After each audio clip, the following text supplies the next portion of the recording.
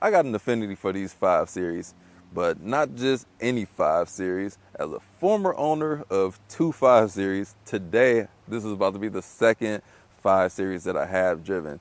And this 5 Series is an M5. This M5 is hybridized, which gives me a rise from the paint color that it does have, the size of the tires. Let's take a look around in the back, see what the diffuser's looking out. Wow, that kind of sticks out pretty far. That's an extreme one down there. Got the quad exhaust. Look like we got 3.5-inch pipes down there.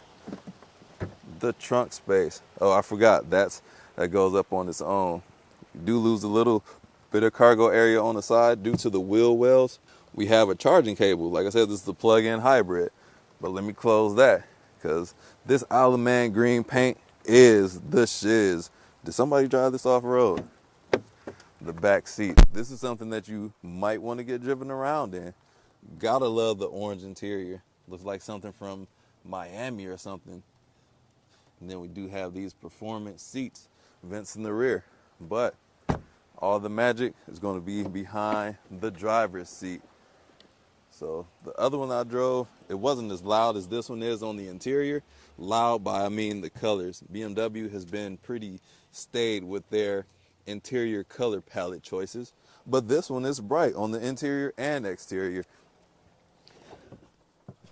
We do have this lighting along the side and capacitive touch for our memory seats and lighting, or not lighting, our door locks. We do have carbon across the dash. Nice touch. Let's give it a start with this button here. Oh yeah, I forgot it's a hybrid. It's not going to roar, but it does have that twin turbo V8 up under the hood as well. So let us get my heat up here because it's been raining and cold all day long. Dial that down. And we got our multi-function controller, our iCommand. We got a couple of hybrid driving modes. You can switch that to where it's all for power or no power at all. Our drive modes there. We got our M1, M2 buttons, paddle shifters. That's enough about that. I got 20 minutes with this BMW, so let's get behind the wheel and just drive it. So let's get on the point of view cam and let's go. Buckle up, buttercup. And let's be off. A little flick of the stick, flick of this. When you fully turn this wheel, I feel like something's rubbing. Some massive tires up on this thing.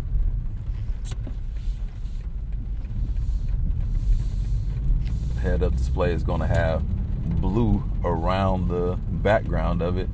Not sure that I like that. Is it easier to read? Maybe so. It's just different. Not going to say it's good or bad, just different. This is going to be my last run for the day. Actually, shouldn't even be doing it. But since I'm already this far, might as well. Oh, dang. This thing's scooting, slipping. What kind of tires we got up on here? I wasn't even that hard on the accelerator. Definitely going to have to take this thing easy in the curves. Love a big chunky steering wheel. It's heated. It feels great. The suspension, although everything's in comfort mode, it definitely is very stiff. It is not soft. Not soft at all. And this is the softest setting, so you know it's going to be a little bit more extreme as we firm it up and get more sporty, which we'll do in just a moment here. We have great visibility in here. This M5 is so attractive, so handsome looking. So this is new 425, hybridized the powertrain, made it a little bit more complex. And some people were complaining about it's the same speed or if not faster than the previous gen. How do you all feel about that? We added more tech to this vehicle, which added more weight. So I think it's like 1,000 pounds heavier, but it's the same speed. How does it drive? How does that pan out? Not gonna be able to tell on these roads because I'll be able to get nowhere near the limits of this M5, which you will need to be a very capable driver to even do so. This thing like the scoop when it does. Let me press this M1 button. Dang, did I just turn electric off? Why didn't you set that up? All right, I might have to do this all on my own. maybe I just need to skip the M2. These are customizable buttons.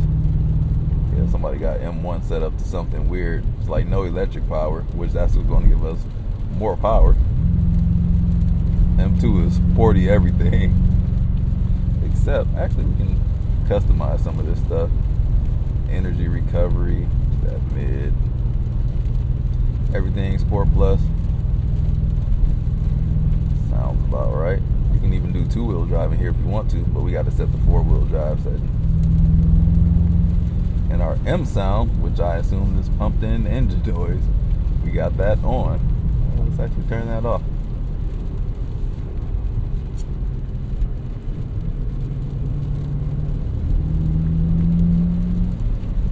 Tells us about uneven surfaces in 1,000 feet.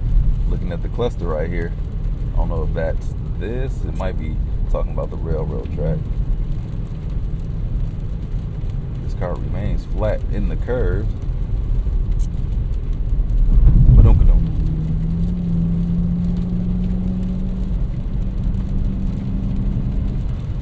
Somehow we're not slipping now. Once we're in motion, we're good. But that takeoff is a little bit sketchy with these tires. If these are these are the stock tires, so you might want to invest in something that's rated for rain driving, because this ain't it.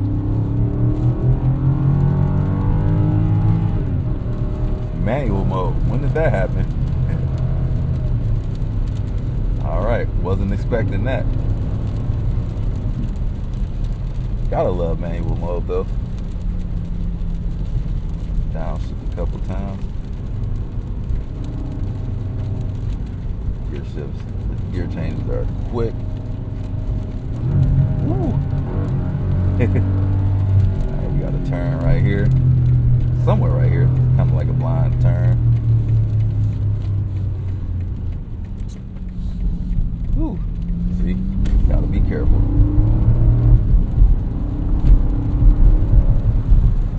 I do want to see what this is like from a dig.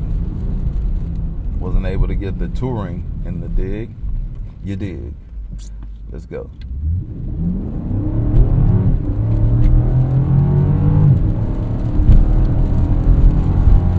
These shifts are very hard. I like it a whole lot. That's the way it should be.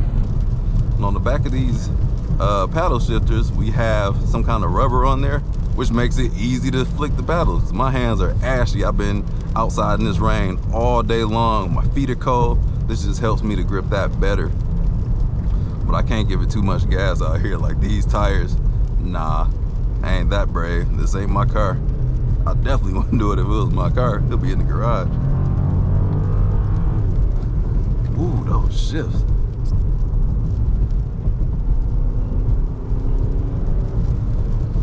How's the steering feel? I know that's been BMW's Achilles heel for a little minute now, and I don't think that is resolved, because this is in the most aggressive steering mode right now, and it doesn't give the feedback that I would expect.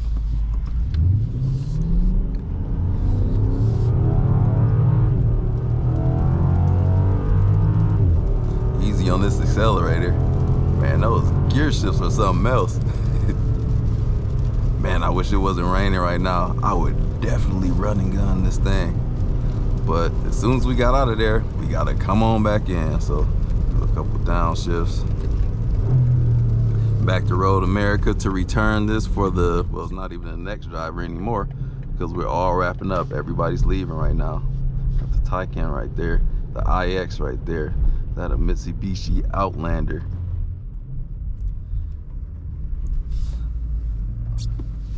Yep, they want me to check in, but even if this wristband wasn't on there, I wouldn't mind having this BMW for the night. All right, let me take M2 mode off so we can drive it like a civilized human being. I should have kept it on. We were under the tunnel. I failed you guys. I'm sorry. I'm so sorry. Let me get the hang of this M2 button. Oh, that's kind of all it is. All right. Well, that's going to be that for this M5 hybrid. So definitely welcome to technology. I can't even say that the weight mattered in this drive that I did, because it honestly didn't. It still feels brutally fast. The shifting is great. I do wish they retuned the suspension to be something a little bit more, it is harsh. An M5 buyer, I don't know any of them that would take their car to the track. So I think to appease the most people, comfort mode needs to be a little bit softer. But yeah, the other modes are fantastic. Steering feel, I can't even make an honest judgment on it. It just, I'm just gonna say in what I experienced in this short drive that it doesn't feel the most connected, but it feels like something. Just not, it's not hydraulic like BMWs used to be. They work on that. They got a classic on their hands. They always do their best work on these M5s. This thing is an absolute monster, and yeah, I would love to own one of these one day. I wish they had a manual, but they don't, so got to stick to the 3 Series. But that's all I got to say about that, guys. Drive safe. I will catch you in the next video. Peace out.